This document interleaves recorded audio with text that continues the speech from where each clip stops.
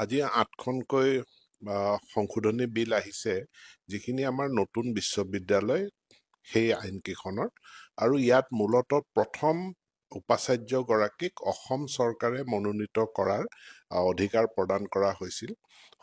আৰু পৰৱৰ্তী তাৰ পাছত যেতিয়া ভিচি নিয়োগ কৰিব লগা হ'ব, মহামান্য গৱৰ্ণৰে নিয়োগ কৰিব। কিন্তু তাৰ বাছনিৰ কাৰণে এখন যিটো চিৰাচৰিত নিয়ম থাকে, তিনিজনীয়া এখন চাৰ্চ কমিটি থাকে, তিনিজনীয়া চাৰ্চ কমিটিয়ে অসম চৰকাৰৰ এজন প্ৰতিনিধি, গৱৰ্ণৰৰ এজন প্ৰতিনিধি আৰু ইউনিভাৰ্চিটিৰ এক্সিকিউটিভ কাউন্সিলৰ এজন প্ৰতিনিধি থাকে।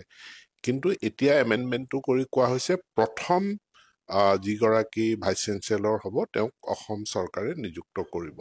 ৮খন বিশ্ববিদ্যালয়, আপোনাৰ কোকৰাঝাৰ বিশ্ববিদ্যালয়, বঙাইগাঁও বিশ্ববিদ্যালয়, নগাঁও বিশ্ববিদ্যালয়, জগন্নাথ বৰুৱা বিশ্ববিদ্যালয়, গুৰুচৰণ বিশ্ববিদ্যালয়, শিৱসাগৰ বিশ্ববিদ্যালয় আৰু উত্তৰ লখিমপুৰ বিশ্ববিদ্যালয়, এই বিশ্ববিদ্যালয় কেইখনৰ ক্ষেত্ৰত এই সংশোধনী অনা হৈছে।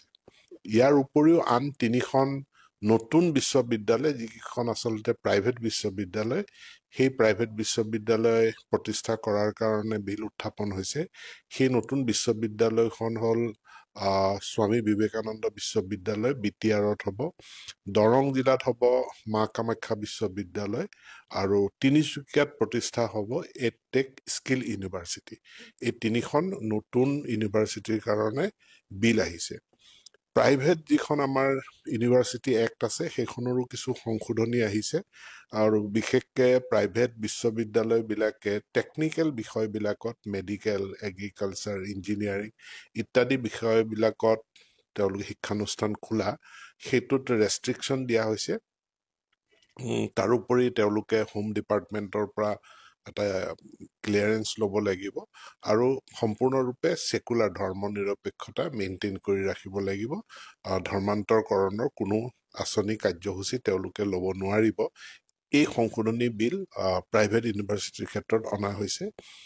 ইয়াৰ উপৰিও যিখিনি আমাৰ কোচিং ইনষ্টিটিউট আছে, কোচিং ইনষ্টিটিউটখিনিৰ ৰেগুলেশ্যন কোনো আমাৰ একো আইন নাছিলে, গতিকে প্ৰথমবাৰৰ কাৰণে কোচিং ইনষ্টিটিউট মানে এটা ৰেগুলেশ্যনৰ এখন আইন উত্থাপন কৰা হৈছে। হয়, এই 3খন ইউনিভাৰ্চিটি নতুনকৈ যিসমূহ স্থাপন হ'বলগীয়া, কামাখ্যা ইউনিভাৰ্চিটি বা আন দুখন, কেতিয়াৰ পৰা কাম হাতত ল'ব?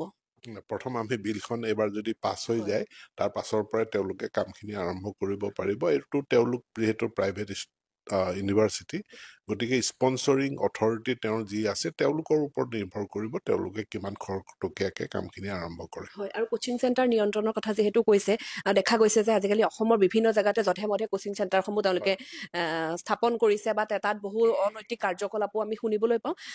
তেওঁলোকৰ কাৰণে কেনেকুৱা ধৰণৰ ব্যৱস্থা আপোনালোকে হাতত ল'ব নিয়ন্ত্ৰণৰ ক্ষেত্ৰত? তেওঁলোকে পঞ্জীয়ন কৰিব লাগিব, তেওঁলোকৰ মাচুলৰ নিৰিখ সেইবিলাক খুব ট্ৰেন্সপাৰেণ্ট তেওঁলোকে কৰিব লাগিব। ট্ৰেন্সপাৰেঞ্চিটো আৰু পঞ্জীয়নটো মূল কথা।